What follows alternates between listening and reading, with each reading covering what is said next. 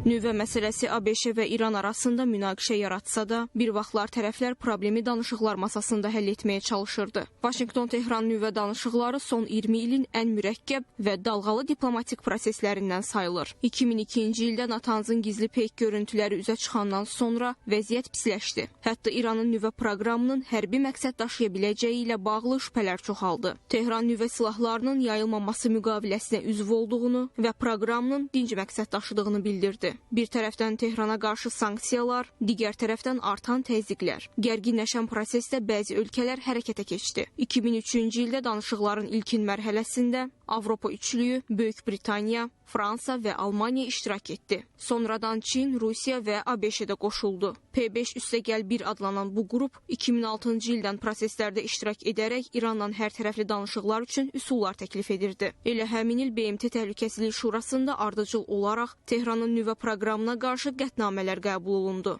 Həmin dövrdə İranın prezidenti Mahmud Əhmədinejad idi və Tehran saflaşdırma proqramını genişləndirirdi. İran sentrifuqaların sayını artırdı və 20%-ə qədər saflaşdırmağa başladı.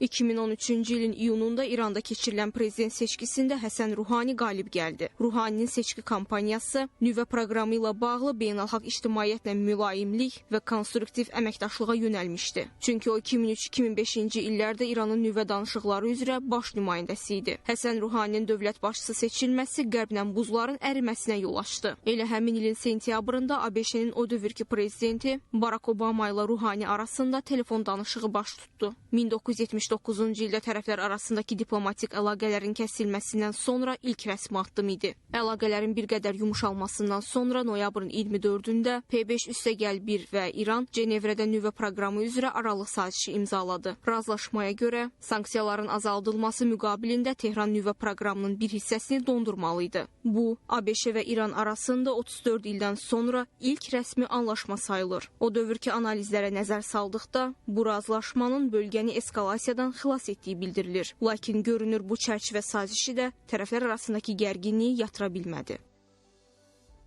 Tərəflər arasında görüşlər 2014-cü ildə də davam etdi. Uzun müddət danışıqlardan sonra 2015-ci ildə Viyanada birgə hərtərəfli fəaliyyət planı imzalandı. Bu razılaşma İranın uranı saflaşdırma səviyyəsini ciddi şəkildə məhdudlaşdırırdı. Natanza sentrifuqaların sayı kəskin azaldı. Fordo nüvə obyekti elmi mərkəzə çevrildi. Qərb İrana 7 milyard dollar həcmində yardım göstərməyi vəd etdi. Atom Enerjisi Beynəlxalq Agentliyinə geniş yoxlama imkanı verildi. Eyni zamanda İrana qarşı iqtisadi sanksiyalar aradan qaldırılırdı. Lakin 2018-ci ildə Mossad İranın silahlanma proqramına aid nüvə sirlərini ələ keçirdi. Məlumata görə, agentlər gecə yarısı Turquzabaddakı anbarda onlarla seyf açıblar və 50 min səhifə, 163 disk həcmində memorandumlar, videolar və planları aparıblar. İran oğurlanan sənədləri tapmaq üçün əməliyyat keçirsə də, bu uğursuz oldu. İsrail iddia edirdi ki, materiallarda nüvə silahı hazırlamağı hədəflədiyini, proqramı dayandırmadığını və müfəttişlərdən gizlədilən 2 nüvə obyektinin mövcudluğu göstərilirdi. İran bunları təkzib etsə də,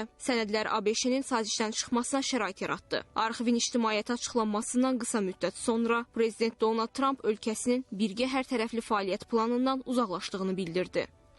ABŞ-nin sazişdən çıxması vəziyyəti gərginləşdirdi. Vaşinqton İrana qarşı sanksiyaları yenidən tətbiq etdi. Həmin müddətdə İranın uranı saflaşdırması 20%-ə, daha sonra isə 60%-ə qədər artırıldı. Ağ Evin Tehrana qarşı maksimum təzyiq siyasəti tətbiq olundu. İran mərhələli şəkildə öhdəliklərindən geri çəkildi. ABŞ-nin İran generalı Qasım Süleymanini 2020-ci ildə öldürməsi münasibətləri daha da kəskinləşdirdi. Sabiq Ağ Ev rəhbəri Joe Biden dövründə danışıqlara qayıtmaq cəhdləri edilsə də, uğursuz oldu. Viyanada dolayı danışıqlar keçirildi. Sanksiyaların ləğvi mexanizmi, uranın saflaşdırılma səviyyəsi və Sepahın terror siyahısından çıxarılması məsələsi razılaşmanı dalana dirədi.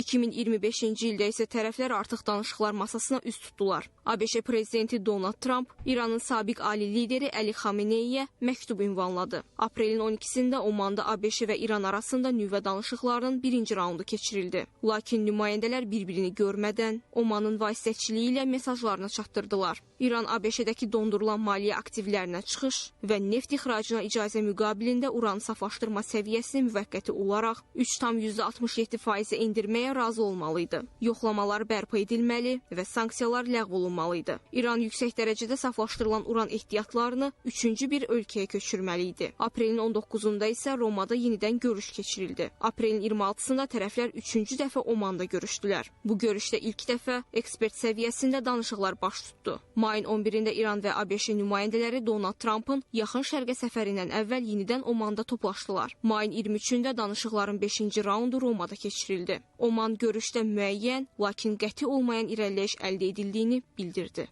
Fikir ayrılıqlarının hələ də hökm sürməsi isə 12 günlük İran-İsrail müharibəsinin baş verməsinə şərait yaratdı. Fordo, Natans və İsfahandakı nüvə obyektləri vuruldu. Bu müddətdə isə İranın nüvə silahı əldə etməyə yaxınlaşdığına dair iddialar gündəmə gəldi. Tehran danışıqlara başlamayacağını bəyan etdi. Nəticədə əlaqələr donduruldu və İran parlamentinin qərarı ilə Atom Enerjisi Beynəlxalq Agentliyi ilə əməkdaşlıq müvəqqəti dayandırıldı. Lakin sonradan Trump ölkəsinin İranla razılığa gəlməyə hazır olduğunu dedi. Məsləhətləşmələrdən sonra bu il fevralın 6-sında tərəflər yenidən görüşdülər. Ağ Ev danışıqlardan narazı qaldığını bildirdi. Fevralın 17-sində ABŞ və İran arasında keçirilən nüvə danışıqlarının ikinci raundu irəliləyişsiz başa çatdı. Bu səbəbdən Vaşinqton yaxın şərqdəki bazalarına hərbi qüvvələrini göndərməyə başladı. Fevralın 26-sında isə danışıqların üçüncü mərhələsi Cenevrədə keçirildi. İran görüşdə irəliləyişin əldə olunduğunu bildirdi. ABŞ baş tutan görüşü vəziyyətin diplomatik yolla tənzimlənməsi üçün son şans kimi qiymətləndirdi. Tərəflər martın 2-sində Viyanada yenidən toplaşmağı qərarı alsalar da, münaqişənin baş verməsi danışıqlar prosesini dayandırdı. Nüvə danışıqları artıq təkcə texniki məsələ deyil, ABŞ-İran münasibətlərinin və yaxın şərq təhlükəsizliyinin mərkəzi elementinə çevrilib.